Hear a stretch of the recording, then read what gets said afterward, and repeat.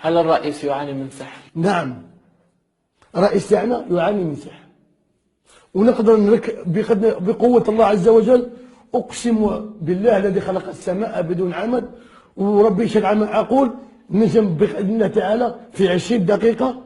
السلام عليكم ورحمة الله اخواني اخواتي الجزائريين. انا جيت اليوم نهضر على هذا الراجل اللي قال لك هذا الراقي الجزائري اللي قال لك بوتفليقه مسحور وانا ينعالجوه في 15 دقيقه وما عرفت انا وما درت. لا حول ولا قوه الا بالله. بغيت نقول كلمه واحده برك. وشنو هذا الانحطاط الفكري والثقافي والعلمي اللي وصلنا له؟ يعني واحد كيما هدايا بوتفليقه واش من سحر رايح يكون عنده باغ اكزومبل؟ واش من سحر؟ والقناه الجزائريه تروح لعنده وتهدر معاه وتقيمه. الراجل في عمره 75 ولا ما شي با شحال في عمره بوتفليقه. كبر امرض الله يشافيه.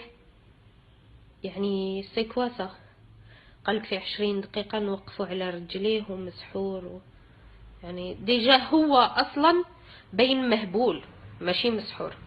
كي يكون يهدر بين مهبول.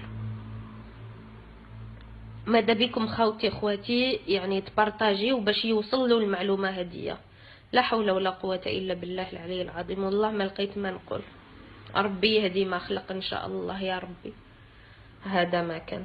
وبالنسبة للفيديو اللي نزلته على الأخت إكرام والأخ عبد القادر وقلتوا عليا بليك أنا مغربية، لا خوتي أنا ماشي مغربية، أنا جزائرية 100%. ساكنة في فرنسا. أنا قبيلية هدر خصي قبيليت معناتها عرفت السين غير تهضر غبية.